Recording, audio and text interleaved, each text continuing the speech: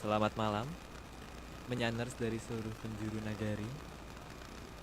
Kembali lagi kita di Atlantis series ke-133 berjudul Pambukaning Gedong Kencana, series Grojogan Sewu. Oke, mari kita tunggu satu. Salam menyan semua yang sudah hadir. Selamat malam juga. Halo, Arya. Halo. Halo. Halo, ini berdua ya? Ini, wah, tahu dari mana Om? Nah, ada suara double gimana? Ada suara double. Aku belum bersuara Om tadi Om. Estelnya belum bersuara gimana? Udah bersuara. Udah denger soalnya.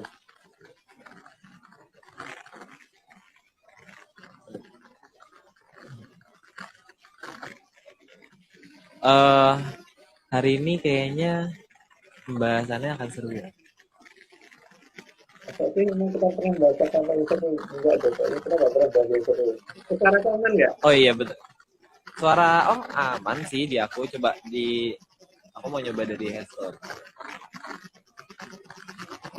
Ada tek-tek loh, suaranya Arya. Kenapa Om? Kayak naik kereta api. Oh ya? Nah, Mungkin suara angin AC bu. Halo halo. iya, kayak Halo. naik kereta api gitu, ada noise itu, kacak-kacak gitu. Mungkin Om, mungkin. Udah. Udah. Petualang yang denger, nggak tahu deh. Aku denger kayak gitu sih. Nah itu dia. Itu dia.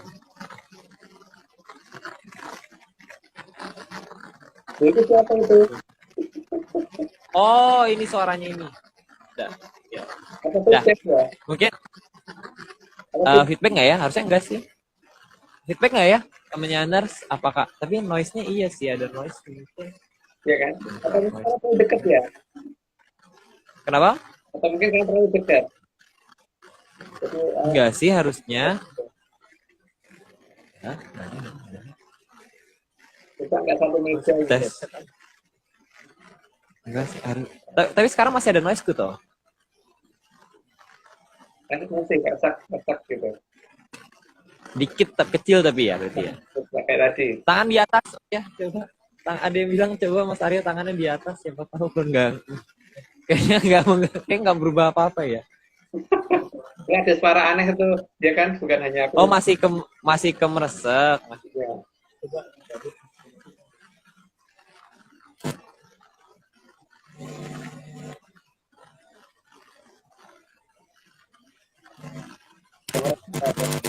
Oh enggak, aku tahu Om. Kemereseknya karena aku nyarj. Oh. Terus Enggak apa. Coba. Dah. ya, Udah. main bagus Aman sih. kan? Iya. Aman kan? Sekarang aman berarti kan? Nyarjer berarti. Tadi aku nyarjer. Naik kereta api gitu loh. Saya pikir Bahaya Om. Aku bingung Om kalau kereta api malah jadi bingung sebenarnya. Ini dari mana? kayaknya sekarang enggak.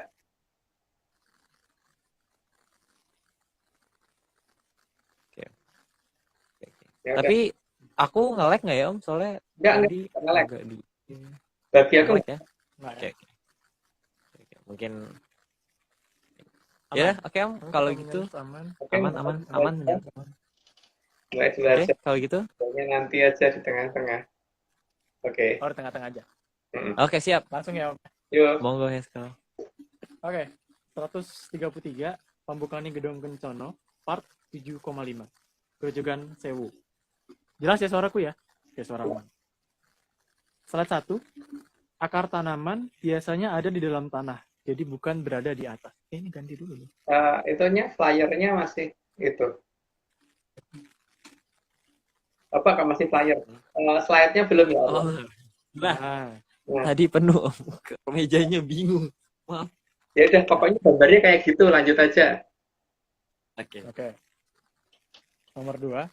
Namun, beberapa pohon punya akar gantung.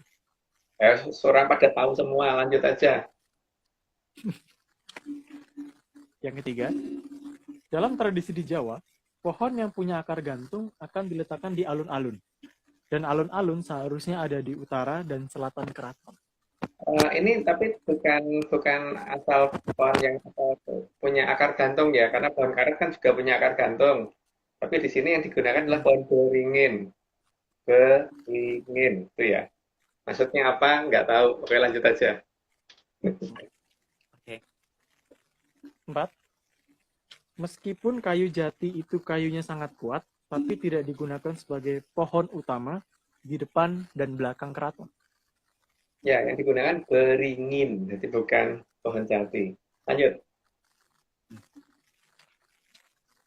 Yang kelima, pohon karet juga punya akar gantung, tapi tidak digunakan sebagai pohon utama di alun-alun.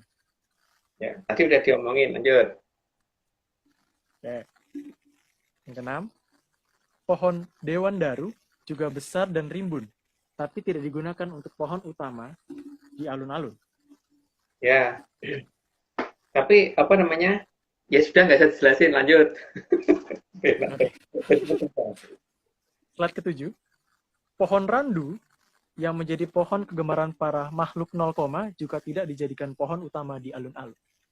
Nah, itu memang tidak pernah kelihatan di alun-alun kalau pohon kayak gini, karena itu ya, buat makhluk-makhluk seperti itu kan. Oke, lanjut aja. 8. Tapi pohon yang dipilih di depan keraton adalah pohon yang berasal dari angin-angin. Pokoknya pohon beringin. Lanjut. 9. Maka, pohon beringin dipilih sebagai gambarannya keraton angin-angin yang ada di tengah alun-alun. Di tengah alun ya, di tengah ombak-ombak gitu. Oke, lanjut. 10. Maka keberadaan keratonnya Nimas angin-angin sudah jelas digambarkan ada di tengah alun-alun atau di tengah ombak yang besar. Berdasarkan dongengnya ARC seperti itu. Lanjut. 11. Karena di alun-alun, punjernya adalah pohon beringin kurung. Maka jelas menunjukkan bahwa alun atau ombak yang ada di samudra diakibatkan oleh sang beringin. Oke, pernah diomongin nih, kalau masalah ini dilanjut aja. Oke. Kurang gede suaranya ya? Enggak. 12. Oke. Selain itu, gambaran yang sangat jelas bahwa keraton dilindungi oleh sang angin-angin dan tanda perlindungan terputus saat robohnya sang ringin kurun. Cuman kata gimana nggak tahu ya, tapi yang jelas katanya begitu. Itu cuma kata yang dulu. Pokoknya kalau itu sudah rubuh itu tandanya begitu gitu. Lanjut. Oke. 13. Ringin kurung juga sebagai penggambaran adanya daerah Pagedongan di tengah alun-alun yang dibatasi pagar agar tidak bisa dimasuki. Gambarannya saya sudah lumayan jelas sih, cuman ya itu kan gambaran. Jadi kita sama-sama nggak tahu gitu. Lanjut. Betul. 14. Namun sang ringin sendiri bagian atasnya melebihi batas dari sang pagar, baik ketinggiannya maupun lebar wilayahnya. Ya, jadi harusnya masih bisa dilihat dari kejauhan kalau memang pengen lihat gitu kan. Kalau memang teliti cara melihatnya. Lanjut, tak? Kalau. 15. Ringin kurung juga harus bisa membelokkan arah orang yang berusaha lewat di antara keduanya. Yang jelas memang katanya begitu. Katanya bisa belok. Walaupun belum pernah nyoba ya. Lanjut. Oh. Katanya berarti ya. 16. Kata. Dan yang mampu membelokkan seharusnya adalah ringin kurung di alun-alun kidul atau selatan. Yang sering dicoba orang kan yang di alun-alun selatan, tapi di alun-alun selatan mana nggak tahu. Lanjut. 17. Itu artinya ada daerah yang tidak akan bisa tersentuh oleh peradaban saat ini di Laut Selatan. Yang jelas ada hal seperti itu, cuman kalau kita teliti ya itu harusnya kelihatan. Cuma cara ngeliatnya bagaimana mungkin Aryo yang tahu. Aku nggak tahu. Berarti DM Aryo aja. Tahu ya Aryo ya. Aku bukan tahu. Aku lebih suka tempe. Oh iya, bukan 18. Oh ya pete itu juga. Jadi kalau misalnya ada yang jual pete, wah seneng. Nah, DM Aryo. Sama dong. Boleh, boleh. Ya, pete. Ya. lanjut Om. Oke. 18. Leluhur juga banyak menandai daerah dengan menggunakan pohon dari sang angin-angin atau pohon beringin. Lanjut aja. Nggak perlu dijelasin. 19. Itu berarti leluhur mengingatkan akan adanya kekuatan yang berasal dari sang angin-angin. Cuman angin-angin yang dimaksud itu siapa? Aku nggak tahu. Lanjut. Mungkin Aryo tahu? Nggak Oh, tahu nggak tahu juga. Ini tulisannya nggak tahu. Aku nggak tahu. 20. Selain itu juga menunjukkan bahwa semua harta yang berharga disembunyikan oleh peradaban sang angin-angin. Ya makanya namanya Gilang Kencono kan. Makanya itu ada sesuatu yang dimaksud dengan kenapa kok pakai nama itu, bukan pakai nama aslinya beliau itu siapa sih gitu kan. Lanjut. 21. Juga untuk mengingatkan bahwa manusia bukan dari makhluk hina, tapi dari terah kedewatan. Meski tidak ada yang melarang kalau bangga jadi anak turunnya Munyo. Itu pilihan sih. Kalau aku sih nggak mau, tapi kalau Aryo mau nggak apa-apa. Aku mungkin tidak mau. Mungkin Aryo mau. Aku tahu aja deh. Om. Aku jadi tahu aja lah kalau gini ceritanya. Oke, monggo, dua-dua, let's go. 22. Berbeda dengan tanaman yang akarnya ada di bawah, maka akar manusia seharusnya ada di awang-awang. Kalau kata yang-yangku gitu, jadi akarnya tanaman itu ada di tanah, tapi kalau akarnya manusia harusnya di awang-awang. Nah, kalau akarnya manusia ada di awang-awang, berarti sumber kehidupan itu ada di sana seharusnya. Cuma bagaimana cara nyarinya gitu kan. Lanjut. 23. Jadi, sangat tidak jika dikatakan manusia akarnya dari Munyo, meski tidak ada larangan bagi yang bangga sebagai anak turunnya Munyo. Nah, itu tadi, pilihan tadi. Lanjut aja. 24. Karena manusia akarnya ada di awang-awang, maka seharusnya manusia juga hidup dari air kehidupan yang berasal dari kahyangan. Karena yang menentukan, kalau dalam tradisi Jawa itu kan datangnya itu ada dari air kehidupan, dan air kehidupan itu ada dari kayangan Cokro Kembang. Kalau dari ini loh, dari cerita layang yang pernah diceritakan yang ke aku dulu loh. Lanjut. Jadi hanya cerita aja ya, Om ya. 25. Jadi keberadaan keratonnya sang angin-angin sebenarnya hanya meniru dari keberadaan mata air yang turun dari kahyangan Cokro Kembang. Tempatnya Doro Komojo sama Betari Ratih ya, Cokro Kembang. Oke, lanjut. 26. Penggambaran yang diberikan oleh mantan Presiden Soeharto sangat jelas bagaimana Atlantis menutupi keratonnya. Ya, makanya Laut Selatan itu kalau kita ukur pasti ada di elevasi yang lebih tinggi daripada horizontal, dari garis horizontal. Artinya batas cakra di sana itu sangat tinggi. Bahkan ketika naik pesawat terbang pun masih kelihatan tidak di bawah garis horizontal ya. Jadi kalau mengukurnya terhadap garis vertikal itu selalu di atas 90 derajat. Gitu. Tapi kalau Laut Utara enggak. Laut Utara kalau kita lihat pasti di bawah itu, di bawah 90 derajat kalau bandingin terhadap garis vertikal. Tapi Laut Selatan Maksudnya di selatan teman-teman Bali ya Om yang udah pernah nyoba ya? Dan teman-teman Bali waktu itu sampai nyewa kapal itu kalau menuju ke tengah laut itu kayak berat mesinnya, kayak naik kayak naik nanjak gitu. Sementara kalau pas kembali ke pantai itu enggak gitu loh. Di jam berapapun begitu. Jadi bukan tergantung angin darat, angin laut dan sebagainya, karena memang seperti itu. Tapi beda dengan di pantai utara. Di pantai utara sama aja mau berangkat ke tengah laut atau kayak ini gitu. Bahkan ketika Mbak Vicky kemarin ke Kaledonia juga begitu. Jadi mau ke laut atau enggak tuh sama aja kekuatan kapalnya. Tapi untuk laut selatan kita tuh enggak. Selatan Jawa ya, kita Jawa dan Bali. Karena yang daerah lain belum pernah nyoba. Lanjut. Oke. 27. Mantan Presiden Soeharto juga menunjukkan keberadaan Grojogan Sewu yang ada. Karena air akan mengalir deras ke bawah dan menutupi keraton Atlantis, sehingga tidak terlihat oleh peradaban kita. Tapi Grojogan Sewu yang dimaksud bukan yang ini ya, yang kita maksud itu juga termasuk dikatakan Grojogan Sewu juga bisa, tapi yang kita maksud bukan ini. Lanjut. Oke. 28. Sesuai yang ada di Pakem Pedalangan, bahwa panah Sang Guo Wijoyo akan digunakan untuk menunjukkan bahwa yang di samudra tidak memusuhi peradaban kita. Tandanya masih ada loh, dan itu sejak tahun 2019 kalau nggak salah. Saya lupa tanggalnya berapa gitu. Karena setelah itu muncul, itu terlalu perfect. Dan ada 3 sih sebenarnya, tapi cuman yang satu yang paling jelas. Yang bentuk seperti itu. Gitu. Oke, lanjut. Yang lainnya numpuk ya Om kalau nggak Yang salah. numpuk, yang 2 numpuk. Yang satu ini jelas banget. Dan tanda tidak bermusuhan juga tidak hanya satu. Ya, itu kelihatan kan ada 3. Oke, lanjut Aryo. Oh ya. Aryo. Eskel.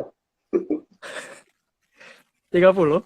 Maka keberadaan Grojogan Sewu seharusnya bukan berada di Atlantis, tapi justru berada di tempat asal mula aliran Amertosari atau Sungai Berantas. Nah, itu, jadi aliran itu datang dari mana gitu kan? Karena kalau itu air mengalir deras sekali, berarti ada mata airnya. Tapi mata airnya ternyata bukan dari bawah, tapi dari atas gitu. Dan bukan dari gunung, karena lebih tinggi dari gunung. Dan lebih tinggi lagi dari apa ya? Himalaya aja kalah tinggi gitu loh soalnya.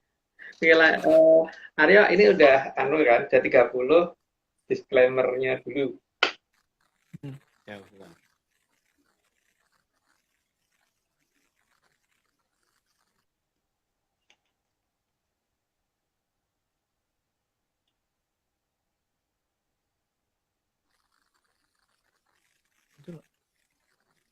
Ini semua cuma dongeng. Nggak percaya, nggak apa-apa. Tapi kalau percaya, ya jangan.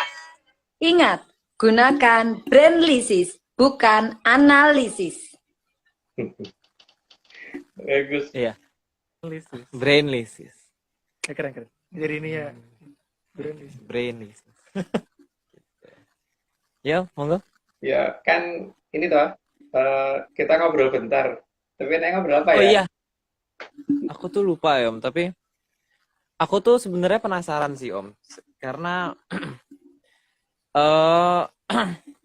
ini kan dulu itu ya, setahu Om ada cerita itu kalau misalnya Panembahan Senopati itu Om waktu membuka salah satu apa namanya ya itu ya, ada hutan ya Om ya kalau nggak salah ya. Hutan Mentawai. Oh iya, hutan Mentawai itu kan dibantu oleh salah satu dangyang di sana. Yang katanya itu punya peliharaan banyak Om. Iya ya, peliharaannya apa ya? Aku lupa ya. Pokoknya peliharaannya itu sampai satu pertanian Om. Satu bisa jadi sawah itu kalau misalnya dibanyakin Om. Tapi aku lupa ya. Iya. Apa ya Om itu ya ceritanya ya? Jadi kadang-kadang orang itu salah perkiraan kan ketika ada tulisan di depan, awas ada anjing galak. Oh berarti yang punya rumah anjing kan enggak juga ya. Awas. Iya benar sih. Awas ada misalnya dia pelihara harimau, awas ada harimau galak itu yang punya rumah harimau kan enggak juga. Iya benar. Jadi Berarti emang peliharaannya harimau atau peliharaannya ya dan anjingnya. sidang yang bisa dicari loh, Arya bisa ditanya dan bisa dicari bahwa dia itu akan bisa menunjukkan alas mentawai itu di mana gitu loh. Nah, tapi cara ngurut nanyanya itu paling gampang dari piaraannya dulu. Iya kan? Nyari peliharaannya. Betul loh. Karena dia tuh peliharaannya apa ya? dengan piaraannya bulus kan, maka disebut Ki Buyut Kuning yang punya piaraan bulus banyak gitu loh. Saking Oh, iya. sak sawah atau sak lebak itu loh, aku lupa namanya itu. Oh iya benar. Oh saking banyaknya Om, jadi itu bisa di saking banyaknya. Oh. Memang beliau hobi pelihara itu gitu. Keren. Dan itu pasti ada daerah yang akan diamankan oleh beliau atau tidak supaya bisa didatangi orang lah. Posisi bulus lebak ini ada di mana gitu kan masalahnya sekarang. Ya itulah alas mentawai gitu kan. Dan alas mentawai itu nggak akan jauh dari Sastrawulan karena itu nanti akan masuk di Sastrawulannya Kerajaan Mataram gitu loh. Oh beda berarti ya Om ya kalau Mataram ya Om ya. Sastrawulannya Mataram juga loh. Oh Keraton Mataram beda juga. Tapi Om berarti nanti itu seharusnya berarti kalau misalnya Keraton Mataram, Sastrawulannya Mataram ini nanti kan berarti harusnya yang menutupi ini kan juga kalau nggak salah satu temenggungnya juga ya Om ya. Ya, Bener ya Om ya? jadi paling tidak itu untuk mengetahui mentawak ada di mana, itu kita paling gampang mencari dari salah satu temenggung yang paling dikenal di situ gitu kan. Temenggung yang paling dikenal itu kan kalau nggak salah temenggung wi Ragunan gitu ya. Iya, Oh. Wiraguna. Hmm. Temenggung Wiraguna Om. Hampir Kalau nama keratonnya siapa? dia ada Nama di keratonnya Mentawak Wi. dalam babat itu. Harusnya dia Hmm. dari Mentawak, berarti Mentawak ada di baratnya gitu kan. Dan kalau nggak salah juga sih Om, Temenggung Wiraguna ini juga katanya suka melihara hewan ya Om. Iya, Iya juga suka melihara hewan. melihara hewan karena dia kan ini toh apa mengikuti kegemarannya dari Ki Buyut Kuning, makanya dia juga suka melihara hewan. Makanya tempatnya beliau itu juga jadi tempat untuk mengembangbiakkan hewan lah paling tidak. Tapi nggak tahu hewan apa, aku nggak tahu deh. Termasuk munyo nggak ya Arya ya? Kenapa?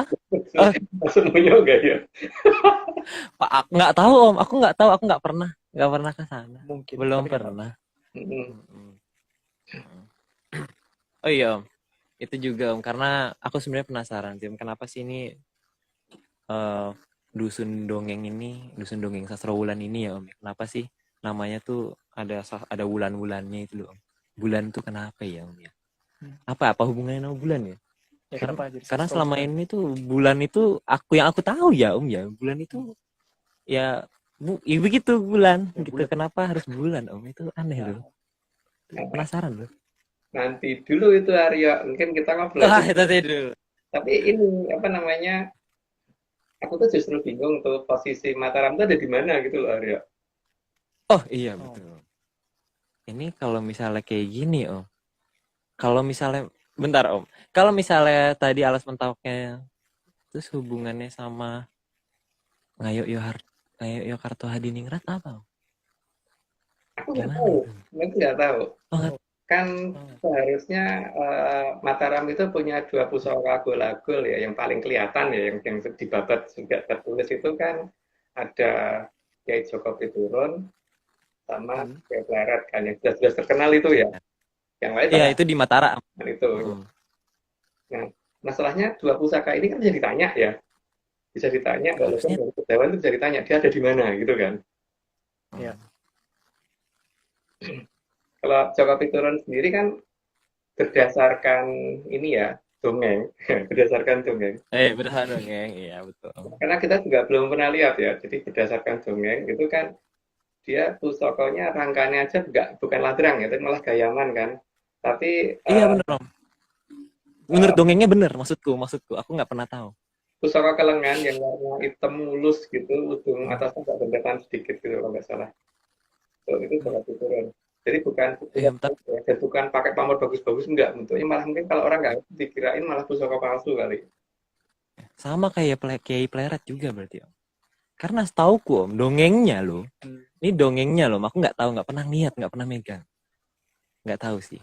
Itu katanya, itu bentuknya tombak. Ujung tombak. Itu katanya loh ini loh. Jadi ini bentuknya itu kayak apa ya namanya, bentuknya tuh piramida kotak gitu, jadi kotak gitu terus kayak paku jadinya. Jadi seharusnya ini yang bisa digunakan untuk memaku Buwono harusnya Om ya. Iya. Bener ya Om ya. Tapi itu kan katanya iya benar. Tombrol, jadi harusnya besinya kelabu kan itu kalau Pleret. Iya. Besinya itu kelabu. Terus agak rompal Om. Agak rompal terus. Karena ini terus karena ini dulu nih katanya ini pernah dipakai untuk perang waktu itu. Jadi agak rompal, terus sebenarnya dibenerin, jadi agak sisa-sisa rompalan itu masih ada seharusnya. Jadi di tengahnya itu agak bekas beneran gitu loh, bekas dibenerin gitu. Agak bosong kan harusnya karena pakai untuk agak lebih gelap. Kapten Tek waktu itu Kapten Tek kan pakai baju sirah ya, jadi dipikir nggak tembus, ternyata tembus gitu kan. Tapi ujungnya gosong terus agak rompal terus dilurusin lagi, jadi bentuknya agak gimana gitu, agak gini gitu. Gimana? Agak. Itu dongengnya. Jadi agak dongengnya gitu, jadi kayak agak keropos, nggak keropos tapi apa sih jenis kayak dibenahi gitu loh, bekas dibenahi, jadi bukan aslinya, ada gimana gitu. Itu kalau Mataram harusnya punya itu kan. Tapi itu di mana kita kan nggak tahu ya. Jadi yang ada itu berarti itu Mataram gitu ya mestinya. Iya, karena yang aku tahu ya yang di yang nggak tahu deh, yang nggak tahu. Itu kamar dan cahayanya itu kan bisa kelihatan sampai jarak 50 km kan seharusnya kalau bisa lihat ya. Iya, Jadi itu muruk iya ya. benar. Jadi kalau misalkan tempat itu nggak muruk, itu apa gitu kan? Iya. Benar. Wah, itu bingung Om. Ya wes, kita Oke, Om, lanjut dulu deh. kita nanti aja lah ngobrol lagi. Sekarang Iya. 31. Penasaran. Tadi Oke, kan Om. hanya Monggo. dongeng. Oke, 31. 31. Sebentar aku izin sebentar. Oke, 31. Di Grojogan Sewu inilah para Batari sering turun. Dan cerita Dewi Nawang Wulan seharusnya terjadi di sana. Jadi Grojogan Sewu itu adalah grojogan yang turun dari Kahyangan Cakrawala ya. Jadi bukan dari atas gunung. Itu berdasarkan cerita yang dulu gitu. Tapi kan mungkin aja ada yang punya cerita lain ya silahkan. Lanjut. Oke. 32. Cerita tersebut makin menjelaskan bahwa air Grojogan Sewu berasal dari Kahyangan Cokro Kembang, tempat Sang Hyang Betara Kamojoyo dan Sang Hyang Batari Rati. Lanjutannya masih apa? Maka Dewi yang turun diberi nama Dewi Nawang Wulan. Karena kembalinya ke arah situ, jadi harus sambil melihat ke arah bulan gitu. Oke, lanjut. 33. Penjelasan penamaan Nawang Wulan sangatlah jelas bahwa seharusnya bulan dilihat dari tempat tersebut lebih besar dibanding dilihat dari tempat yang lain. Jadi karena ada efek ini buih-buih air yang jatuh dari Grojogan Sewu, maka akan membuat perpendaran cahaya lebih gede gitu kan, sehingga bulan akan kelihatan lebih gede di lokasi itu daripada di daerah lain. Oke, lanjut. 34. Dan Nawang Wulan hanya bisa teramati di saat bulan purnama penuh. Ya itu kalau bisa lihat, tapi kan yang kalau ada yang bisa lihat mungkin kita perlu dikasih tahu ya. Lanjut. 35. Jadi jangan Nawang Wulan kalau posisinya belum atau sudah bukan purnama. Karena tidak akan pernah ketemu sumber Amartosari jika dicari saat bukan purnama.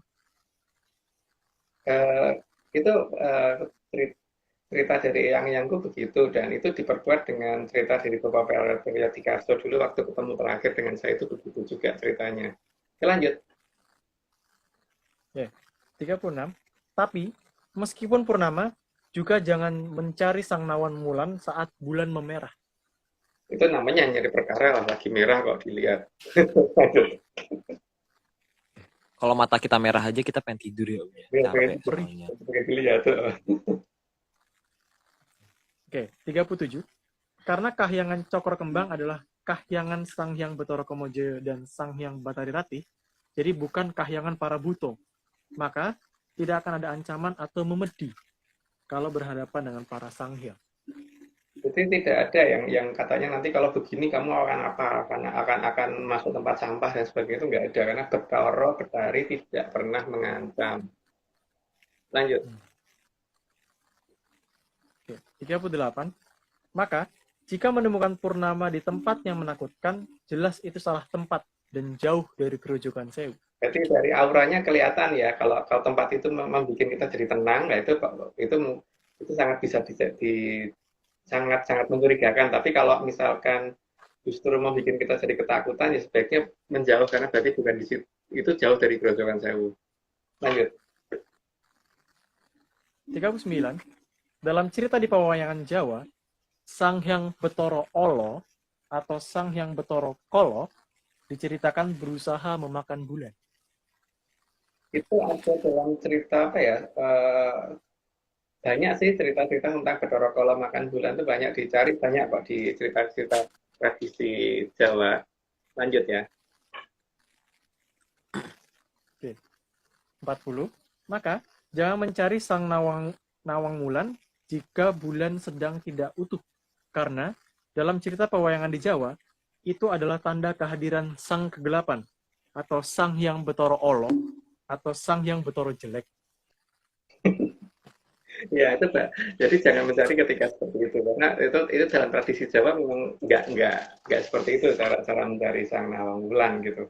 Lanjut. Tapi emang pada dasarnya artinya aja udah jelek ya Om. Mm-mm. Secara harafiah. Oh, Allah itu berarti jelek. Iya, artinya jelek. Ya, bahasa Jawa. Yuk lanjut monggo. 41. Bahkan sang yang betoro jelek juga pernah diceritakan memangsa sang terang utama atau matahari.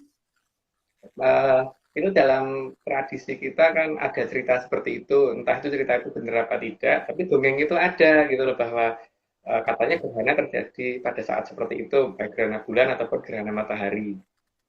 Ya lanjut. 42. Maka di tanah Sukerto beredar cerita yang lain, bahwa saat menakutkan akan muncul saat sang bulan sedang purnama. Itu berarti menunjukkan daerah sana sangat jauh dari Grojogan Sewu toh, karena kalau ada dekat Grojogan Sewu harusnya ketika munculnya bulan bukan berarti menjadi sesuatu hal yang menakutkan. Berarti Grojogan Sewu tidak ada di negara itu, di dekat itu. Lanjut. Namanya juga Sukerto, jadi yang dipuji adalah sang pemangsa, karena tidak mau adanya terang sempurna di saat gelap. Maka, cerita menakutkan dibuat agar lupa akan keberadaan Grojogan Sewu. Tapi itu justru malah mengingatkan kita bahwa Grojogan Sewu nggak mungkin ada di tempat itu, gitu kan. Dan mereka jauh dari itu, gitu. Paling tidak gitu kan. Itu malah bisa jadi patokan. Artinya paling tidak satu benua sudah bisa kita coret untuk posisi Grojogan Sewunya, gitu ya. Nggak mungkin. Yang ada legenda ini. Nah, karena gara-gara legenda itu langsung membuktikan tidak mungkin di situ Grojogan Sewu. Lanjut. 44. Bahkan cerita dari Trah Titisan sang yang betoro jelek juga dimunculkan saat purnama. Itu agar orang lupa di mana Grojogan Sewu berada. Jadi ya kelihatan. Jadi makin kan cerita itu ada dalam satu benua kan. Ya mungkin satu benua atau nggak tahu ya. Tapi berarti wilayah itu sangat jauh gitu.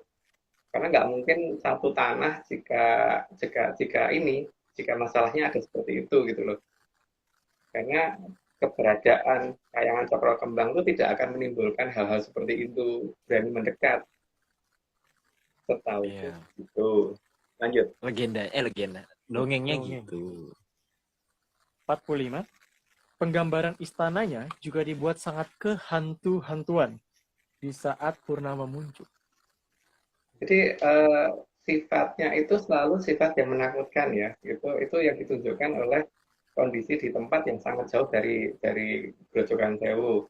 Jadi kita justru terima kasih dengan penggambaran mereka, berarti paling tidak untuk mencari Grojogan Sewu sudah ada satu wilayah yang tidak perlu diteliti gitu kan. Lanjut. Ya. Berarti emang mereka malah seneng banget ya sama kehantu-hantuan itu ya. Aneh ya. Tunggu. Oke, 46. Dilengkapi dengan istana yang banyak kelelawar vampir, bukan kelelawar pemakan buah. Yang penting sesuai ajaran memedi dari sang yang betoro jelek. Ada jenis kelelawar itu ada dua macam kan. Yang kelelawar yang pemakan buah itu beda. Atau kalau orang Jawa ngomong codot, kalong gitu kan. Tapi kalau yang kelelawar vampir memang ada itu yang makan darah dan itu biasanya juga membawa penyakit apa ya, pes atau apa gitu lupa aku. Jenis penyakit pes juga kalau nggak salah. Karena hampir kayak tikus gitu loh kalau gigit menimbulkan kayak juga begitu. Ya, tapi yang lucunya kan kenapa mereka sendiri loh bukan tidak ada yang mengusulkan cerita itu, tapi mereka sendiri yang membangun cerita itu gitu loh. Bahkan adanya tradisi hari-hari tertentu satu tahun kali yang menunjukkan bahwa mereka harus kelihatan seperti hantu dan sebagainya, itu kan menunjukkan mereka sangat jauh dari Grojogan Sewu. Ya lanjut. 47. Namun, diubah seperti apapun ceritanya, tetap saja manusia menganggap hari paling romantis adalah hari di saat purnama, bukan di hari selain purnama. Biasanya gitu sih, rata-rata orang, terutama anak-anak muda kan gitu ya, akan mencari waktu yang sekitar purnama itu yang paling dianggap paling romantis untuk duduk, entah di pinggir pantai, entah itu di tempat terbuka atau gimana itu kan jadi pilih purnama kan, bukan bukan bukan setelah purnama mungkin bulannya benjol kayak atau gimana enggak kan? Pasti di Enggak. sana kan. Tuh dua orang Aryo sama Heskal yang pengalaman tuh kalau kan nggak punya pengalaman itu. Eh, Enggak, apa tuh ya ya? mungkin lanjut ha. Lanjut aja. Oke, lanjut. 48. Bahkan bagi hewan sekalipun, purnama dianggap sebagai saat yang paling indah. Itu ya, berdasarkan pengamatan yang nggak tahu apakah pengamatanku itu benar apa enggak, tapi kayaknya seperti itu gitu. Lanjut. Maka akan sangat aneh jika ada yang menganggap bulan indah jika bukan purnama. Tetapi boleh loh menganggap indah kalau nggak purnama, karena kan nilai seni itu tiap orang berbeda pandangan. Jadi ada yang ngomong, aku nggak suka kalau pas bulat, aku sukanya mungkin ketika bulan bentuknya lagi segitiga atau lagi wajik atau apa kayak apa gitu. Pas lagi 5, kok 5 nggak bisa? Pas lagi gitu kan. Oke, lanjut. Untuk Velociraptor. Oh iya, Velociraptor. 50.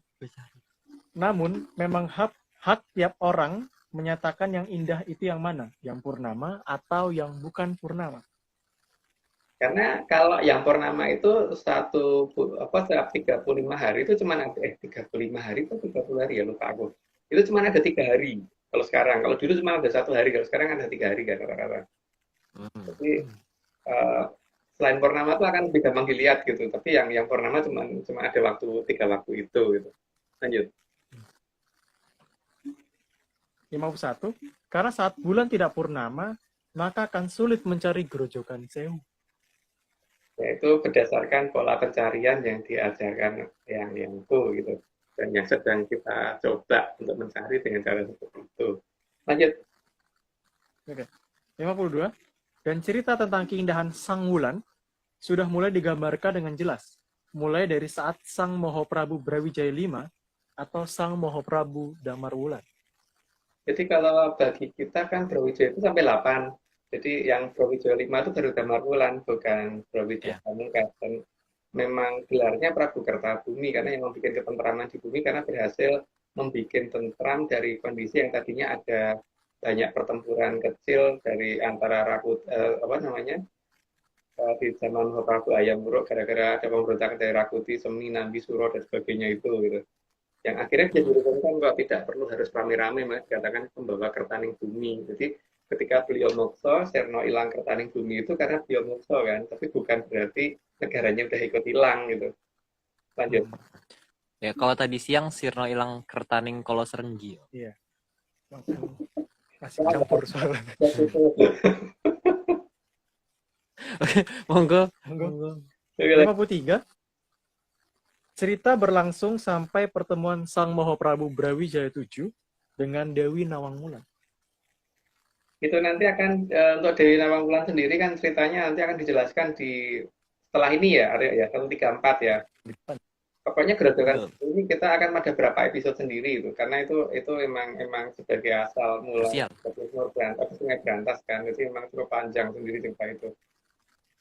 Tapi paling tidak kita sisi satu-satu, yang 133 ini kita khususkan di masalah gerojokan sewunya, terus besok di Dewi Nawangwulannya, terus nanti mau Patih Komendungnya, terus dan lain-lain gitu.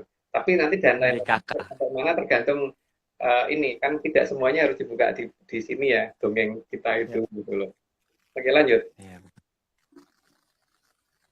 54. Semua cerita tadi hanya untuk menjelaskan akan adanya sumber gerojokan sewu. Ya seharusnya mulai dicurigai loh, gerojokan sewu itu di mana? Apakah betul dari gunung? Terus pas dari gunung memang jumlah gerojokannya sampai 1000 kan? Enggak ya, paling cuma 1 atau 2. Gerojokan sewu itu kan ini banyak banget gitu. 1000, bukan 1 2. Oke lanjut. Gerojokan siji. Nah, itu gerojokan loro, itu gerojokan telu gitu kan. Iya, gerojokan siji akar telu. Oh, 55. Dan sumber gerojokan sewu harus dicari saat bulan purnama. Saat purnama. Itu pola pencarian ARC ya, tapi kan kalau ada yang menggunakan cara lain ya monggo, tapi kalau ARC begitu. Lanjut. 56. Sumber Grojogan Sewu juga harus dijaga agar tidak ternoda oleh tingkah laku Trah yang lebih memilih menyembah Sang Hyang Bathara Jelek atau Sang Hyang Bathara Kala. Karena Trah tersebut lebih memilih hidup dalam ancaman dan ditakut-takuti. Ya, tapi nggak apa-apa loh, karena seperti kita nonton film aja, kadang-kadang ada orang yang senang nonton film horor loh.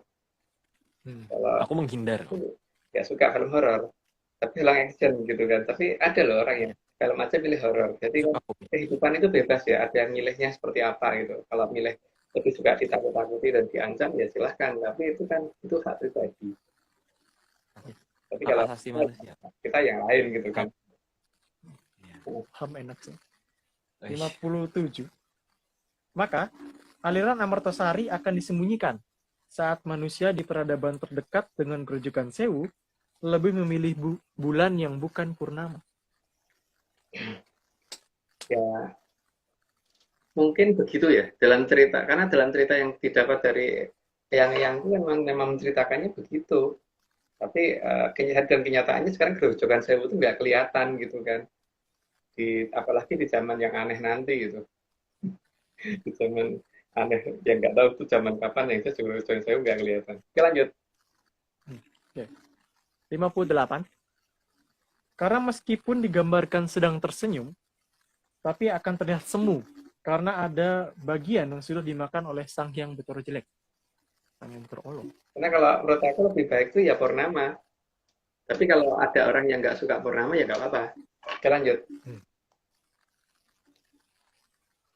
59. Jadi, meskipun tersenyum, tetap tidak seindah saat purnama.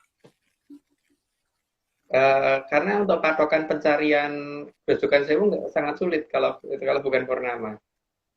Ya kan area waktu ekspedisi itu kan ketika bulannya nggak purnama susah banget kan. Iya betul. Karena tadi kan udah dijelasin sebenarnya di awal ya, penjelasannya itu ada. Belum lama slide-nya. Kalau tata cara pencariannya mungkin nanti di 135 kali ya, pas Patih Megomendung itu kita gelar. Tapi apa namanya? Ya caranya begitu, tapi teman-teman itu kalau nggak purnama susah banget gitu kan. Oh ya, padahal aku udah nunggu kirain yang episode ini, lupa ya, belum ya? Belum. Satu lagi. Oke. 60. Meskipun dihiasi banyak bintang sekalipun, tidak akan seindah saat purnama. Ya, kita tapi nggak boleh a priori, karena apa? Bagaimanapun juga kan seni itu mandangnya beda-beda. Tapi ya, Betul, setuju. kalau bagi aku begitu, tapi bagi orang lain kan mungkin enggak kan. Bagi orang lain mungkin, oh bulan enggak, kalau bulan malah jelek gitu. Ada yang gitu kan. Gitu. Ada yang ya, ada orang suka Indomie rebus, ada orang suka Indomie goreng. Ada yang mentah juga gitu kan. Iya, ada juga Om yang mentah. Ada yang pakai es batu Om. Aku tuh Gak pernah dimakan. Sampai ibuku ngamuk-ngamuk mau Indomie mau dimasakin ternyata malah habis mentahan gitu. Tapi enak tuh, krip-krip gitu kan. Oke, Arya dan nomor kedua. Nah, lagi dicari. Kenapa? Disclaimer kedua dan 60. Oh, ya. Mana ya? Ini aku kadang-kadang tuh jadi kayak arisan gitu loh. Milih yang mana gitu. Yang Seharusnya sebelum video di randomizer dulu ya. Nah, cuman itu. Apa tuh kayak yang awal karena dia Yang kemarin yang dari Mas minggu lalu dari Jawa Timur. oh iya Belum dikat ya? Ini Bali. Nah ini. Oh, Ini yang ngomong. Semua ini hanya dongeng. Kalau tidak percaya, ya nggak apa-apa. Tapi kalau percaya, ya sambutan. hari ini Brandlisis. Oke, Oh ini ya, kan di akhir mau tambahin lagi Om, Brandlisis Om. Bagian Ini semua Bagian Brandlisis aja. Nah, itu. ini harus ada di semua. Gayanya keren. Ingat, gunakan Brandlisis, bukan analisis. pas bulan loh. Maaf Mbak. Bahasa Apa? Bulan pas bulan. Tadi ada nanya bulan itu kenapa tadi aku lupa. Iya, itu tadi ternyata aku lupa baca ininya, slide-nya. Terlalu bersemangat. Terlalu bersemangat Om aku. Jadi kenapa sih Om? Kenapa ini kan kita sebenarnya udah buka sastra bulan tuh udah dari 109 kemarin ya Om ya? 129. Ada kita tentang dan yang ternyata dusun sastra bulan. Iya. Dusun dongeng. Dusun dongeng sastra bulan. Jadi jangan anak itu cuma dusun kok, dusun dongeng sastra bulan gitu. Iya. Tapi dusun Jadi bahkan lumayan gitu, lumayan gede. iya. Tapi kita nggak. Kenapa? Lumayan gede dibandingkan rumahku. Oh, benar. Tapi ini nggak ada hubungannya sama negeri berarti nggak Nggak ada hubungannya sama negeri, nggak ada sama hubungannya sama ibunya kota atau ibunya kota atau bapaknya kota, bapaknya kota. nggak ada. Ibu kita juga nggak ada hubungan. Nggak ada. Iya benar. Ibuku lagi di sebelah istirahat. Oke, tapi aku tuh sebenarnya yang lucu ya, karena aku nggak ngerti kenapa ya bulan itu yang aku selalu unik dari aku SD itu karena bulan itu katanya selalu mengarah ke kita itu satu itu loh. Suaranya kurang jelas ya. Sebentar. Kurang jelas tuh berarti ini berarti ya ada keresak. Ya. Masih bentar.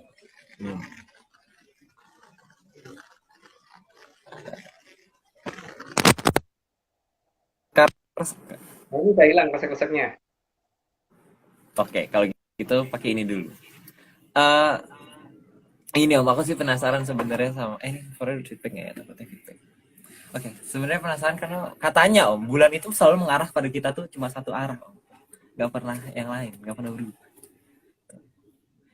Dan kita tuh selalu dihadapi tuh katanya kalau nonton film tuh selalu ada tuh. The Dark Side of the Moon. Keren tuh Om. Sisi gelapnya bulan. Iya, sisi gelapnya bulan. Itu apa ya? Gimana itu Om? Nah kan memang masalahnya dikatakan sastra bulan karena seperti itu kan, karena yang kita lihat cuma satu sisi kan, tapi sisi lainnya enggak gitu loh. Makanya kan dalam jangkane yang kita itu kan bakal ono sungsang buwono balik gitu kan. Sungsang buwono balik. Balik gitu gini ya atau gimana? Sungsang bawono balik. Berarti gitu. Sungsang bawono balik gitu. Atau begini Atau nah gitu. Atau begini. Atau jadi begini Om. Nah iya. Gimana Om? Gimana? Ini apa kayak dalang sekarang tuh kan keren, diputer tapi aku nggak bisa, takut ada korban.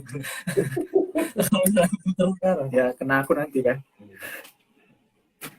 Atau ini tapi kata-kata itu aneh karena sungsang bawono balik sungsang bawono. Kalau pakai kata pembesar aja Aryo, kita ngelihatnya itu kan kalau nyata itu pasti terbalik kan, nyata terbalik gitu kan. Iya benar. Iya kan, yang nyata itu terbalik. Yang sungsang bono balik gitu kan, sungsang bono balik. Bono balik gitu ya berarti ya. Gimana tadi contohnya? Sungsang bono balik. Oh, gitu. Ya. Jadi nih kalau misalnya nih gebernya di bawah gitu. Ya, masih latihan kan. Sungsang bono balik. Ya. Karena masih latihan, ini kan biasanya dilatihan di bawah.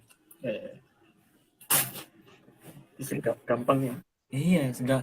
Karena tapi kata-kata itu lucu sih, karena atau gini loh, sungsang bono balik gitu kan.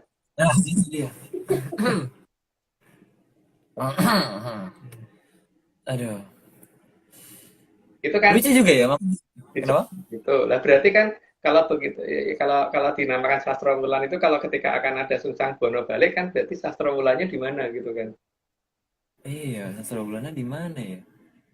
Nggak tahu. Tapi kan posisi sastra wulan itu bukan pada posisi kuburannya kan. Berarti harusnya Sastroloyo tuh ada di depannya sastra wulan gitu. Di utaranya sastra wulan gitu kan. Sastroloyo Praloyo. Karena Sastraloyo sama Praloyo itu kan berseberangan doang, tapi Jauh Om ya. di selatannya lagi gitu ya. Penjelasannya kan jelas itu di Sungsang Bono balik itu akan kembali ke Sastrawulan gitu kan. Gurih jadinya gitu. Cuman itu itu cuman dongeng di dusun Sastrawulan ya. Iya, itu dongeng dusun Sastrawulan. Oke. Aduh, tapi nanti Sungsang Bono baliknya gimana berarti itu? Berarti semudah membalikan telapak tangan ya berarti ya, Bang. Iya, lagi gini. Tapi kalau gini susah Rio. Gini kan Oh iya benar. gini susah gampang gitu. Gini gitu kan, itu namanya balik. Membalikan kita nggak sampai koprol nggak? Oh enggak. Iya. Lebih gampang gini gitu. Iya. Balik gitu kan. Dan itu Karena setahu aku ya Om, karena emang mungkin kata-kata itu karena dulu Mojopahit itu tidak suka meminta, sukanya memberi. Jadi gitu. sukanya gini nggak suka, ini sukanya gini kan kalau Majapahit. Kalau Majapahit nggak tahu deh aku. Jadi kalau misalnya pakai bulan tuh, jadi the dark side of the moon itu akan balik. Sungsang Bono. Bulan ini bulan. Bono balik loh Arif. Bukan ngomong perkara bumi akan boleh balik loh ya. Bukan. Jadi cara kita ngelihat dark side of the moon ya bulannya dibalik, jangan buminya di berat gitu. Nggak bisa. Buminya. Kalau terlalu dibalik dulu gitu kan. Mungkin Om. Yuk lanjut dulu aja. Enggak, tadi ada satu lagi Om. Ini nampaknya ini ada satu, aku tuh tadi dapat kiriman gambar.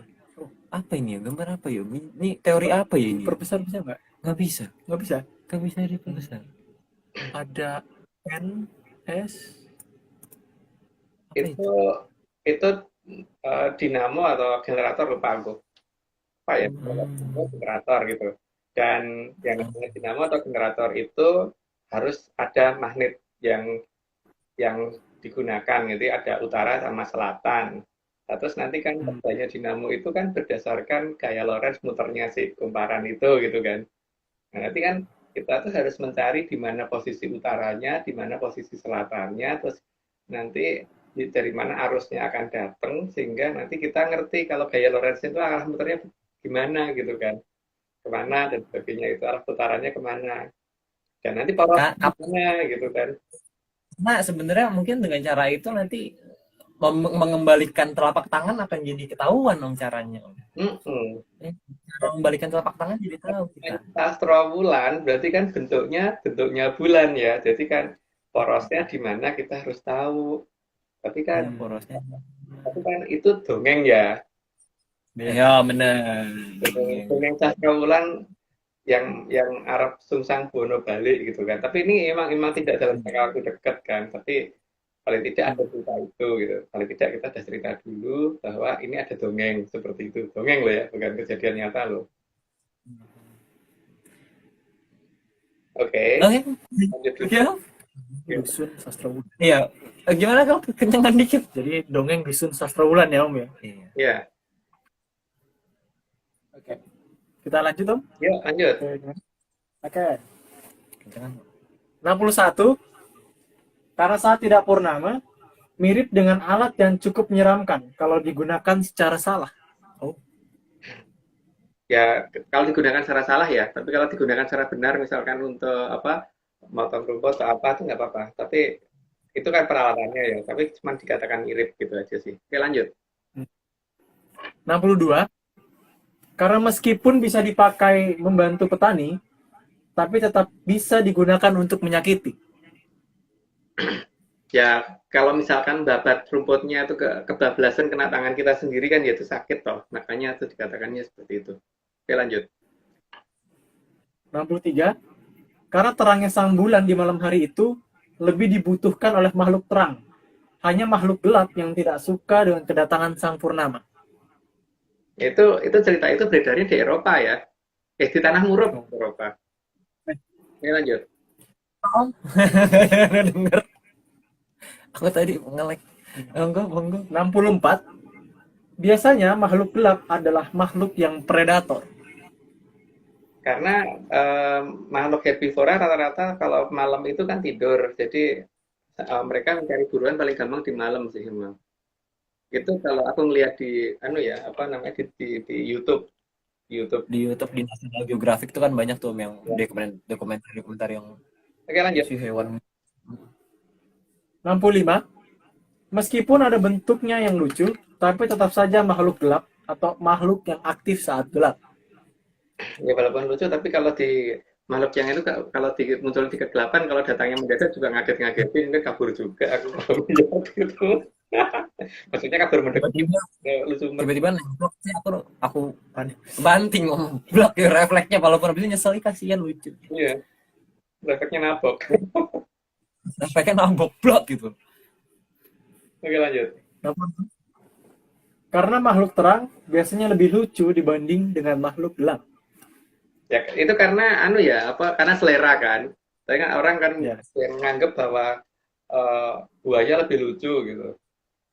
Aku nggak lucu gitu. Tapi kalau ada loh orang yang anggap gitu buaya lebih lucu, atau mungkin bagi dia ular king cobra lebih lucu, kalau aku enggak deh. Kalau king cobra mending nggak piara gitu kan.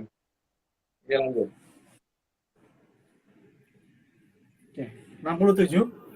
Maka, meskipun meniru-niru, yang namanya Sukerto tetap akan lebih aktif di saat malam, terutama di hari-hari yang dianggap paling suci oleh mereka.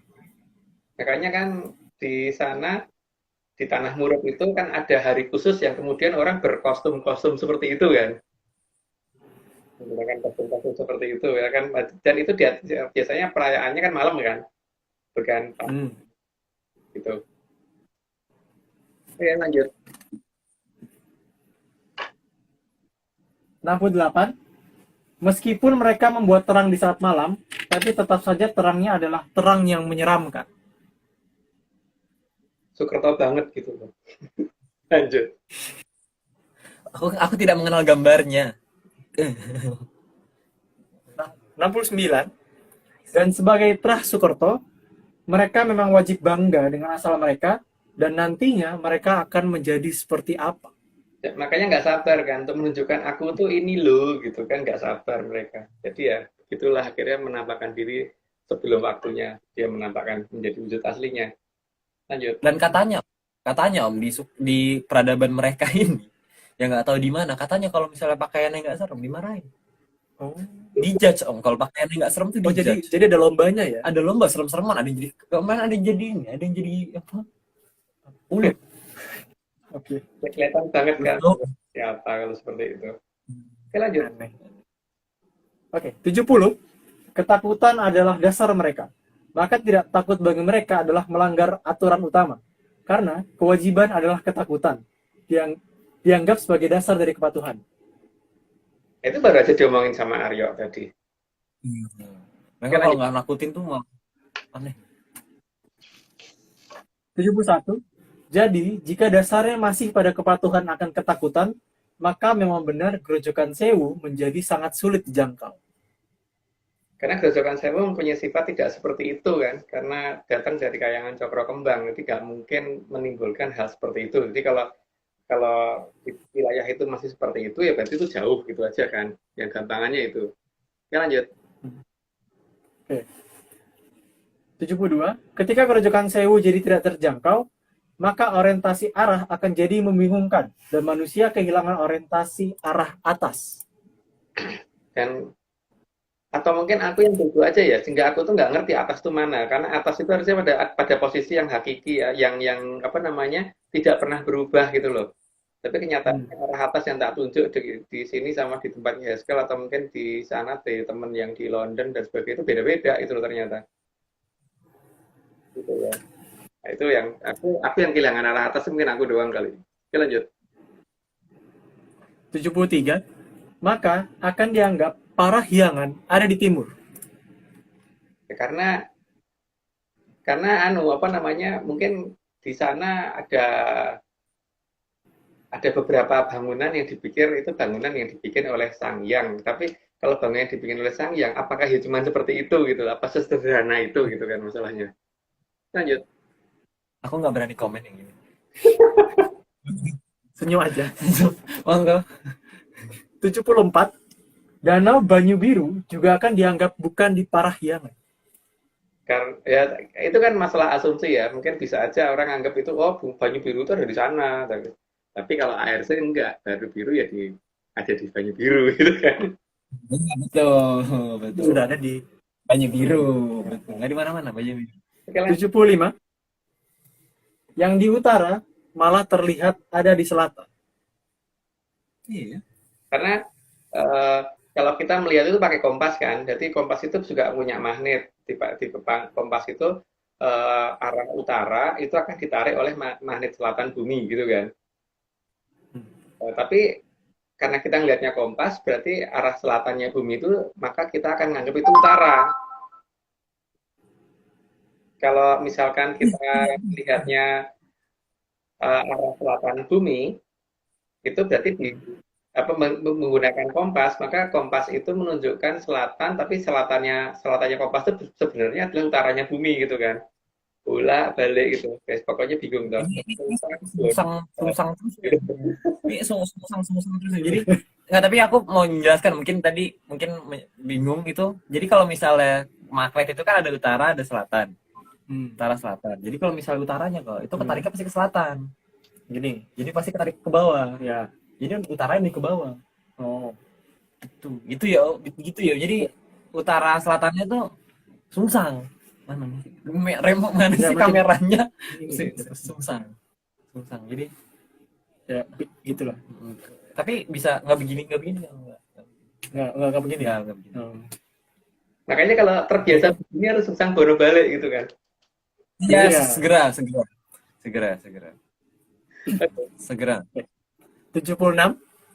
Jadi karena menarik yang selatan, maka utara lalu dianggap selatan. Hal ini terjadi karena analisis yang berlebihan.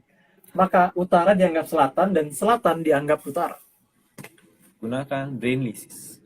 Itu tergantung cara memandang, tapi kan tergantung definisi juga. Oh nggak bisa, pokoknya sana utara, nggak bisa sana selatan ya, terserah gitu kan. Karena itu memang asumsi masing-masing. Karena mungkin ada yang berpikir menggunakan analisis dan ada yang enggak gitu. Kalau kita kan pakai menyanalisis gitu.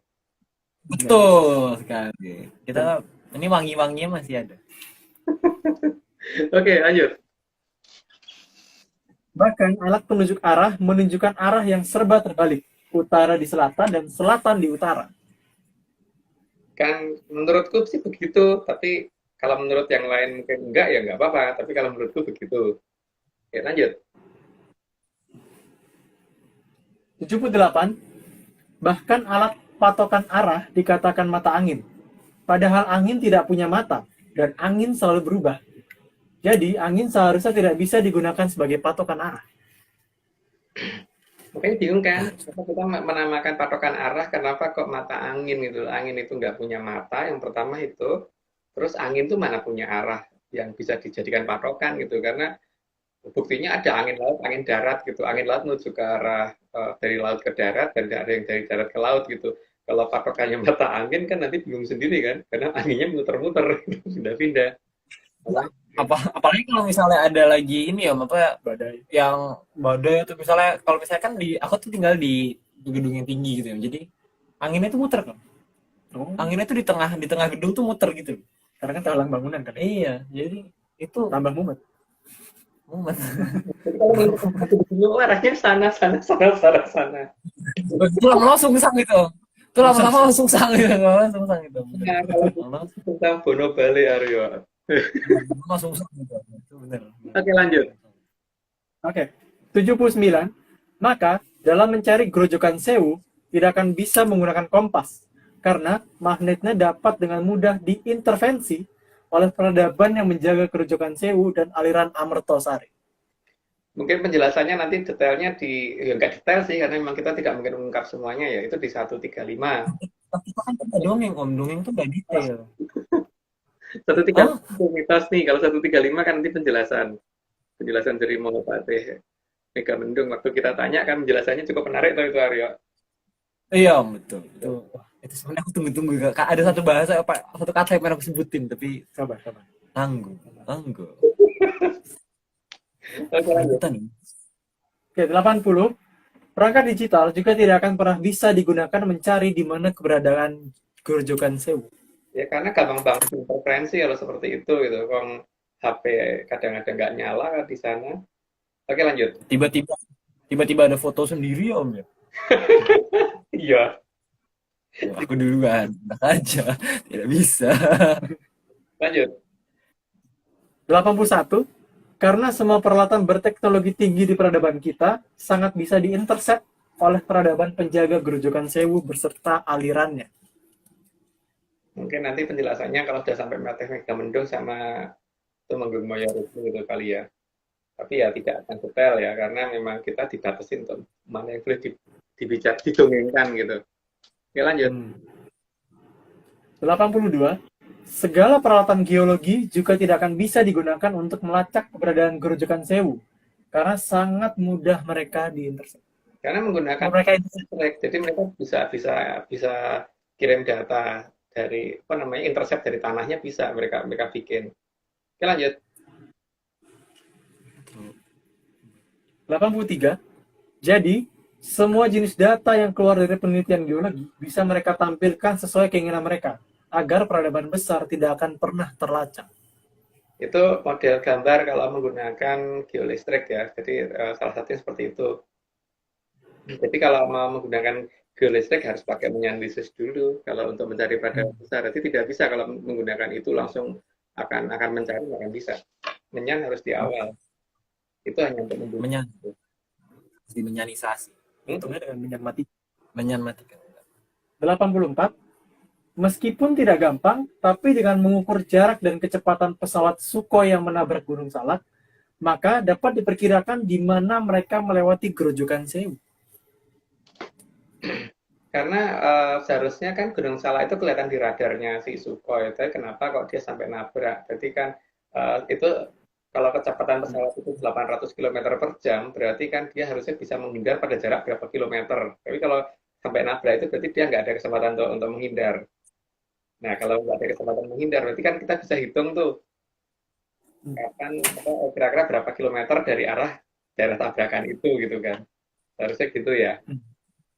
Karena kemungkinan besar waktu itu penjaganya agak lebar itu sehingga kelihatan Grojogan Sewunya, sehingga terpaksa harus diturunkan. Tapi diturunkannya bagaimana itu ntar bukan ada di bawah kali ya. Oke lanjut.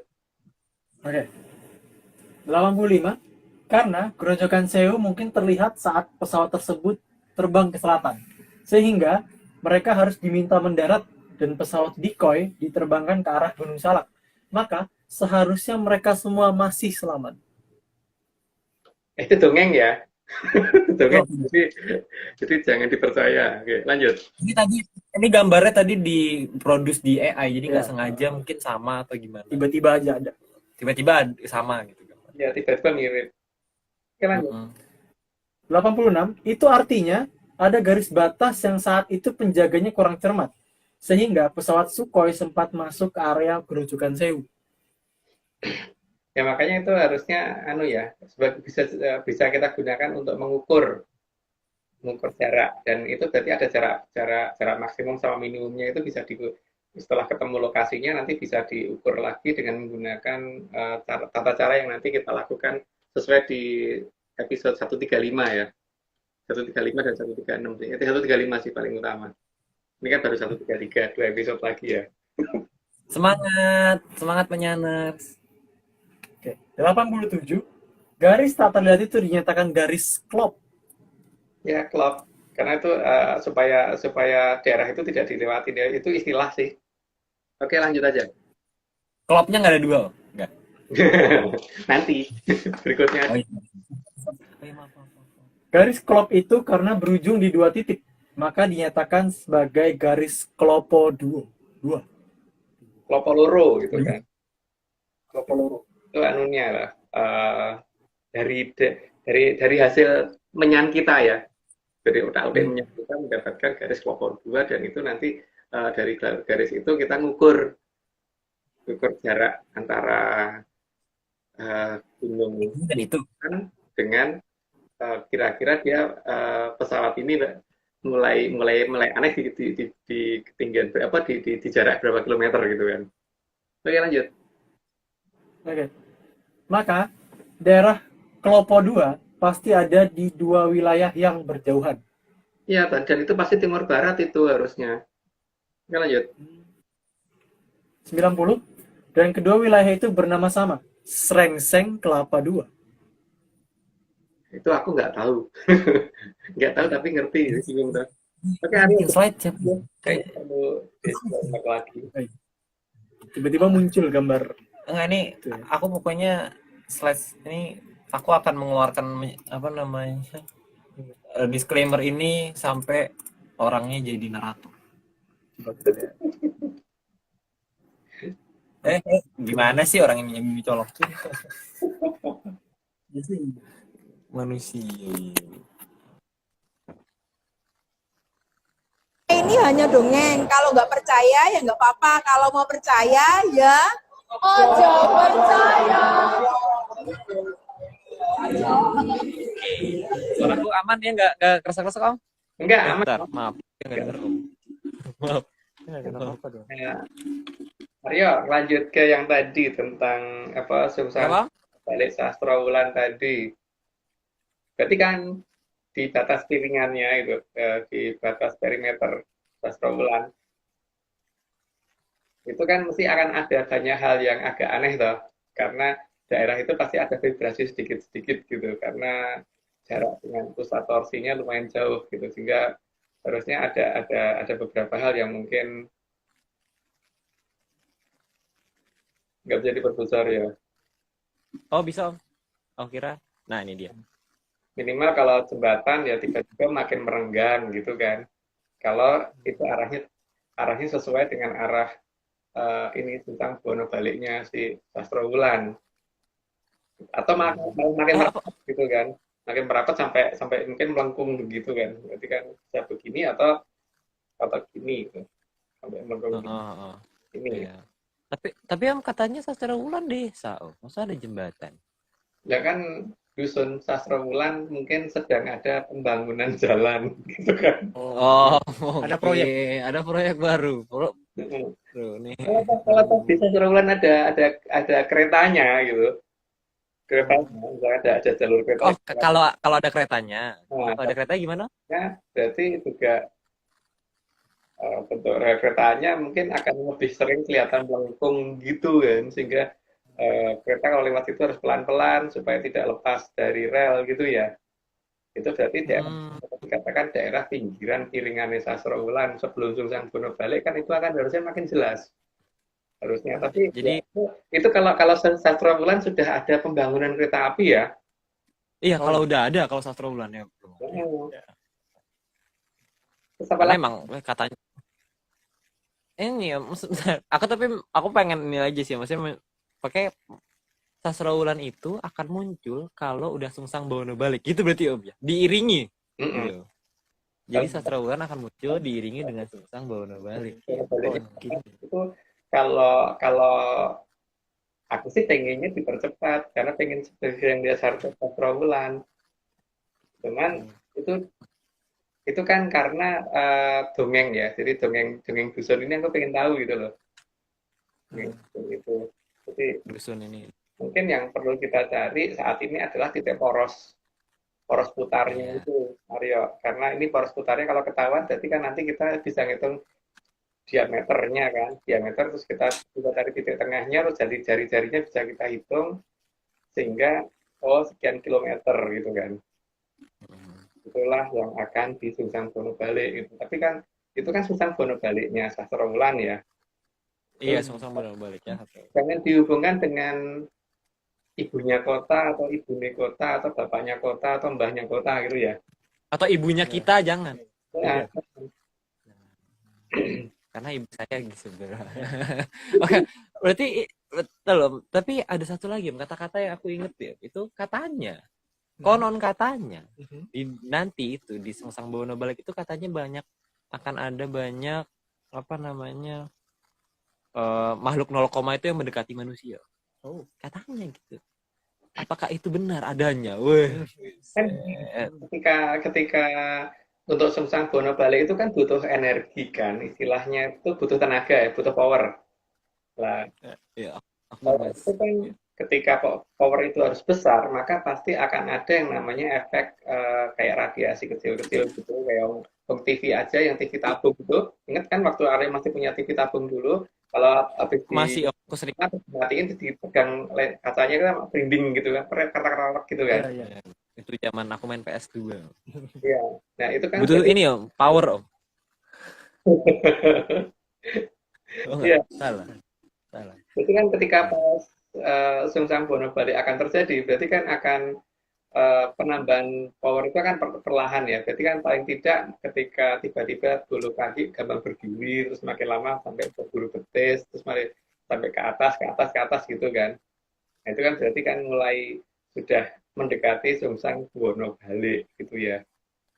Kalau orang pada gampang merinding gitu, itu bukan karena hantu, tapi karena akan Oh sungsang ya, bono balik gitu kan. bukan Spidey sense. Bukan. Kalau orang zaman sekarang bukan Spidey sense om, karena Iya. katanya merinding itu, wow itu tanda ada apa gitu. Jadi lap-lap. Jadi lah, oh, enggak. Bukan. Enggak. Ya, Jadi bulu orang itu peka banget kan. Cuman ini loh ya, ini cerita di negeri dongeng, di negeri dongeng, bukan di dongeng, dusun dongeng. oh, negeri itu kegedean om kayaknya om. Dusun. Gitu ya, nggak ngerti. Ini kan sastraulan tuh cuma dusun kan. Dusun. Dimarahin kita ngomong negeri itu. Bawahnya kota. Dusun. Pemain gede kalau dibandingkan dengan rumahku loh ya. Kalau dibandingkan sama kamarku juga lebih gede. Iya, kalau dibandingkan sama tempat tidurku juga lebih gede ya. Dibandingkan sama bukuku juga lebih gede sih. Dibandingkan sama Udah. udah. Bandingannya nggak makin besar, makin kecil. Oke.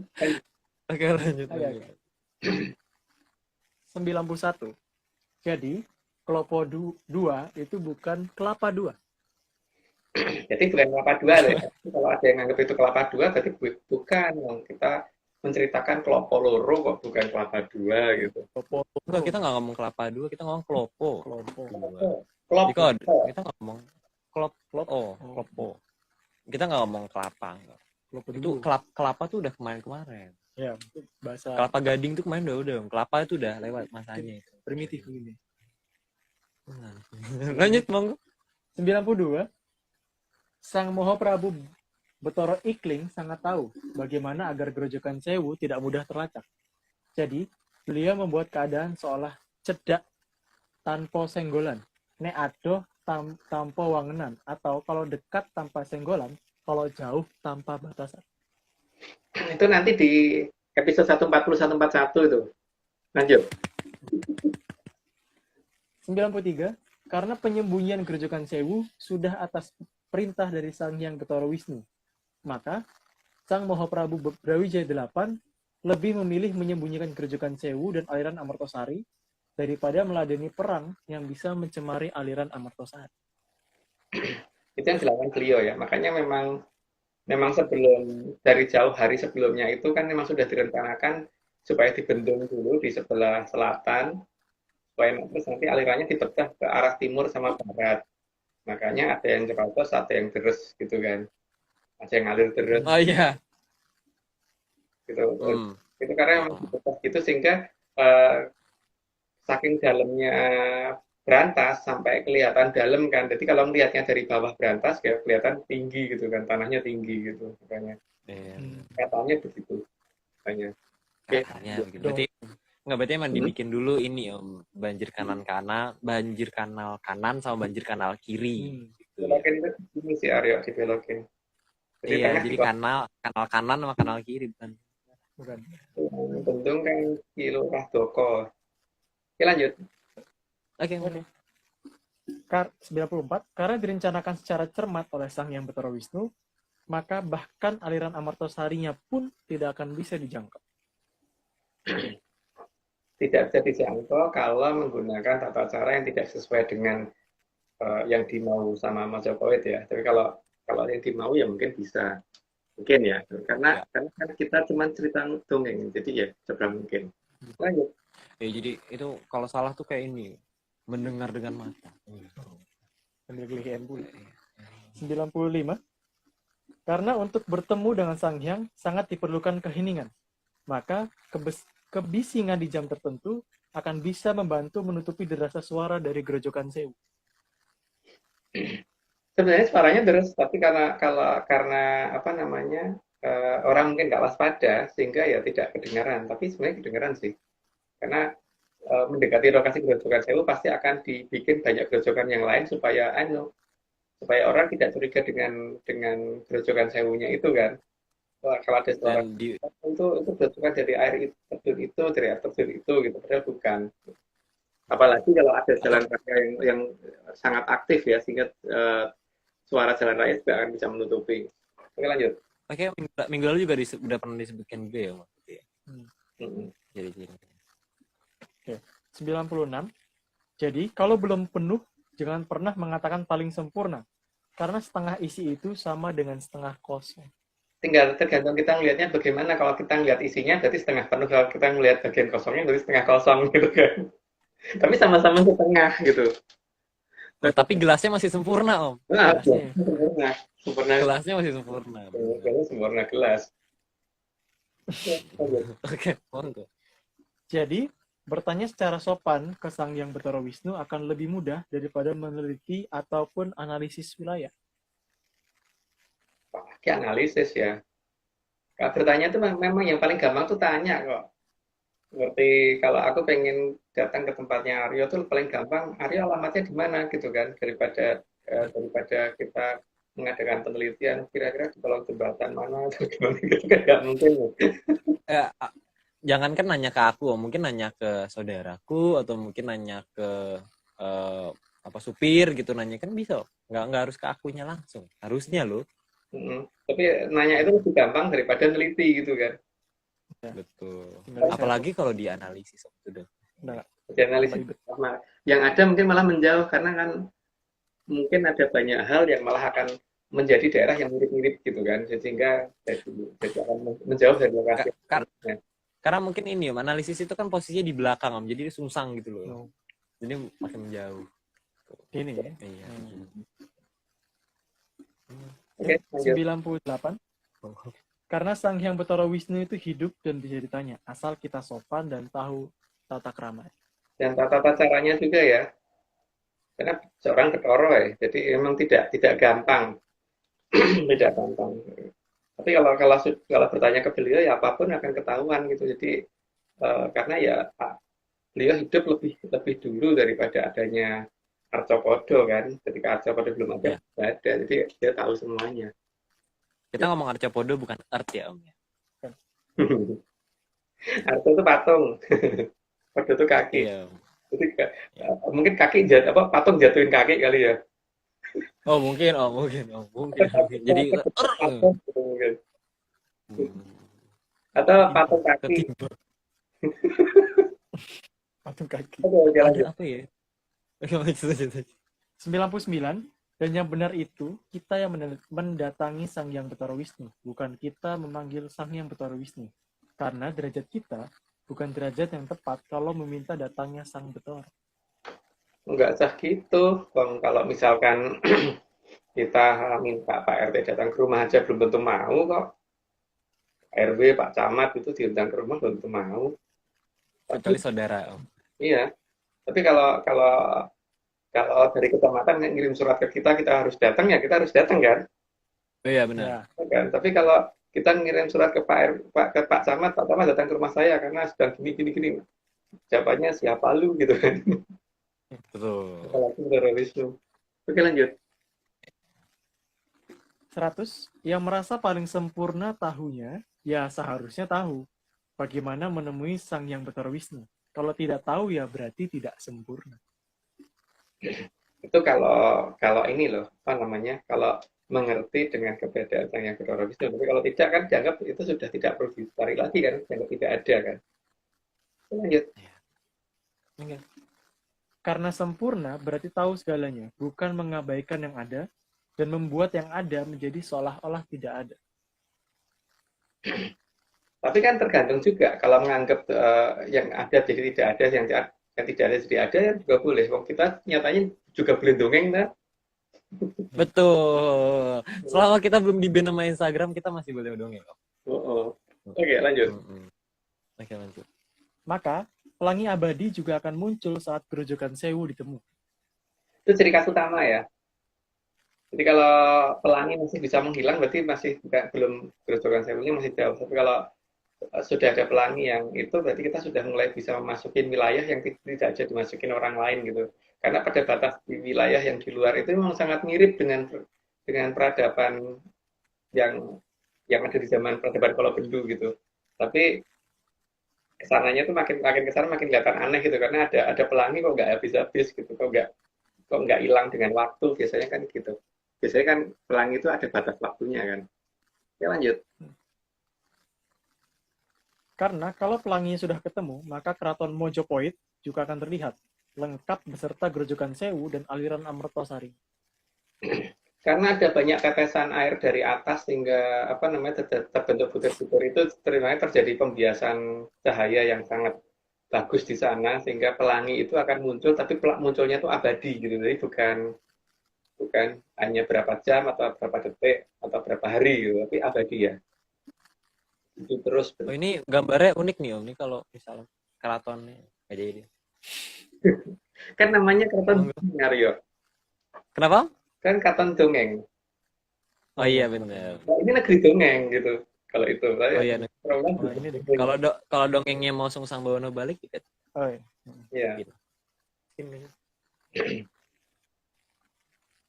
Oke lanjut. 104 ya. Ya. Jadi kalau belum lihat sang pelangi abadi di arah Grojogan Sewu, berarti masih jauh dari menemukan Grojogan Sewu. Jadi jangan merasa menemukan Grojogan Sewu ketika kita belum ketemu pelangi abadi yang besar, bukan kalau kita di air terjun memang kita mendekat air terjunnya ada pelangi memang, tapi kan nggak gede, kan? Tapi beda ukuran. Bisa hilang juga. Nah, bisa hilang juga. Beda ukuran yang jelas Aryo. Karena Grojogannya juga gede, jadi ya pelanginya juga lebih gede gitu kan. Oke, lanjut. 105. Namun kalau pelangi masih bisa menghilang, itu berarti bukan pelangi yang disebabkan oleh Grojogan Sewu. Jadi masih salah lokasi. Salah Sherlock gitu. Ya, itu kalau itu yang dilakukan ARC ya. Kalau kita mencari Grojogan Sewu seperti itu. Jadi bukan dengan cara begitu pelangi berarti di situ, enggak. Oke, lanjut. Oke. Sampun dawuhipun para hyang rikala jaman gumeser mring Kolobendu sang Amertosari kedah dipun singitaken rumiyin. Nenggo rawuhipun sang kamulyan sareng angin-angin mring Tribhuwana. Ya, nggak perlu diterjemahkan karena artinya sudah disampaikan gitu ya, Aryo ya. Iya, betul. Artinya itu selalu sama. Jadi emang dalam dialek-dialek yang berbeda. Ini kebetulan untung tulisannya nggak kelihatan. Jadi dia dialek-dialeknya itu nggak dialek berbeda, artinya pesan ini sudah disampaikan. Ada yang sudah ya pesan disampaikan. Jadi emang arti itu aja sebenarnya. Ya. Tapi kan di sini mungkin jangan pada bingung karena beberapa dari 129 kita mulai cerita Sastrowulan. Kita dongeng Sastrowulan dimulai dari pemakaman Sastroloyo dan utaranya itu Paraloyo, dan Paraloyo itu lebar luas banget. Paraloyo itu dan Sastroloyo itu sempit ya karena cuma 20 orang. Terus apa namanya ke selatan, tapi karena khawatir nanti Mataram jadi ketahuan di mana, maka mungkin kita tidak menceritakan tentang Mentawai secara jelas karena ya anggap aja kita nggak tahu gitu. Tapi paling tidak nggak apa-apa. Paling tidak kalau ada yang pengen mencari keberadaan Mentawai itu bisa ditarik garis ke arah barat dari posisinya Tumenggung Wirogunan gitu kan. Tapi nyebutnya W-nya yang panjang ya. Wirogunan. karena tempat beliau itu menyenangkan ya Om. Selalu ciri khasnya itu beliau menyenangkan. Dan hobinya hampir sama dengan Ki Buyut Kuning yang masalah Mentawai, cuman kalau Ki Buyut Kuning terfokus pada satu jenis hewan. Tapi kalau Tumenggung Ragunan itu banyak hewan yang dia senengin gitu, karena emang dia pencerita hewan ya. Itu Ya, cukup itu area ya untuk minggu depan. Itu kan kita membahas tentang Dewi Nawang Wulan, dan nanti itu full mitos, tidak ada logisnya sama sekali, karena kita baru menceritakan mitos, nanti logisnya nanti ketika sudah sampai di 135 ketika kita diminta menceritakan Mahopatih Mega Mendung, itu baru Itu juga sedikit, nggak banyak juga ya, Mel. itu Nggak, maksudnya banyak kan. 10% dari cara kita mencari grojogan sewu ada di situ gitu ya. 10% kan waktu itu kita ngomongnya, ya kan? Kenapa? Yang kita tulis kan 10% dari ekspedisi lapangan toh, itu untuk yang 135 nanti. Itu kayaknya nggak nyampe 10 dia. Oh nggak nyampe ya? Anggap aja 10, mungkin dibuletin ke atas. Oh, iya, Dibuletin ke bawah. Ke atas. Iya, ke atas. ke atas karena grojogannya ke bawah. Betul. Jadi jangan disungsang-sungsang. Jangan bolak-balik. Nah, yang penting jangan kalau orang di kita itu kan tangan jangan begini, jadi sebaiknya sedang bolak-balik gitu kan. Betul. Oke, gitu dulu cukup Pak Arya. Oke, sangat cukup Om. Mungkin Hasko ada kata-kata? Ya semoga sehat-sehat lah ya, Om juga sehat. Ya. Sehat, semua sehat. Ya, sehat-sehat. Yang lain juga menyanyur sehat, masih bisa tetap menikmati dongeng ini, ya kan? Jangan. Oh jangan. Kalau ditonton gimana Om ini Om? Penton. Ini kita harus ditonton atau enggak Om? Atau nggak usah diupload di YouTube ini hari ini? Biar seru ya. Ya seru gitu, sehari hilang gitu nggak di YouTube. Panik langsung. Panik itu menyandar loh. Panik naik. Oke, mungkin disclaimer dulu ya Om ya, disclaimer lengkapnya dulu. Oke, tim Atlantis Center atau ARC tidak pernah menjual jasa untuk berkomunikasi atau bertemu dengan para leluhur dalam bentuk ritual apapun. Waspada terhadap oknum yang mengatasnamakan tim ARC. Ritual resmi hanya dilakukan oleh Mas Agung Bimo, Mbak Vicky, dan saya sendiri. Untuk informasi resmi, silakan hubungi via DM IG @VickyAnandaReal. Beliau akan siap selama 25 jam sehari, 35 hari dalam 35 hari dalam sebulan, 13 bulan dalam setahun. Ya, segitulah. 10 hari dalam seminggu. 10 hari dalam seminggu. Ya, pokoknya gitu. Pokoknya banyak. Dia tapi emang dia tapi emang nggak lama sih Om, balas chatnya emang nggak begitu lama. Cuman balasnya mungkin 10 jaman kolo gitu kan. Iya, sejaman lah, minimal sejaman. Kolo. Sekarang 2 jaman. 2 jaman kolo. Bisa 10 juga Om. Bisa 10 juga. Ya, tapi kangen, aku kangen nih. Kangen sama Mbak Vicky itu kangen. Kapan nih bisa berjumpa di narator nih? Rindu. Minggu depan. Oke. Itu dia Mbak Vicky. Sampai jumpa Mbak Vicky. Kalau yang kangen Mbak Vicky bisa nonton minggu depan. Oke, kalau gitu Om, kita parade terima kasih Om. Ya. Oke, siap. Terima kasih tentunya sebesar-besarnya kepada Kitunggul Jatijoyo Mongrogo yang sudah telah menyediakan data dan juga mau menjadi pamong bagi kita semua. Kemudian juga terima kasih Mas Agung yang sudah mau menjadi narasumber dan juga sudah mau membuatkan slide-nya yang bingung juga. Terus kemudian Mas Hasko, terima kasih yang sudah mau menyumbangkan suaranya malam hari ini. Terus Mas Nogo sudah mau merapikan slide. Bang John gambarnya hari ini seperti biasa indahnya. Kemudian juga tentunya Mbak Vicky, Om Iwan, Mbak Ade, dan segelintir tim ARC lainnya. Terima kasih. Dan terakhir tentunya Chief Eksekutif ARC, Bos Besar Pak Marius Gumono yang sudah mau memprakarsai kita hingga hari ini. Oke, gitu. Sekian Om. Ya. Jangan lupa Brainlysis. Oke, kalau gitu jangan lupa menggunakan Brainlysis, jangan menggunakan analisis. Menyanalisis juga boleh. Jadi kalau gitu sekian dari Atlantis Center, sampai ketemu di minggu depan masih di jam yang sama di episode 134. Ceritanya semakin indah. Dan sampai jumpa, selamat malam, salam sehat, dan tentunya salam menyan.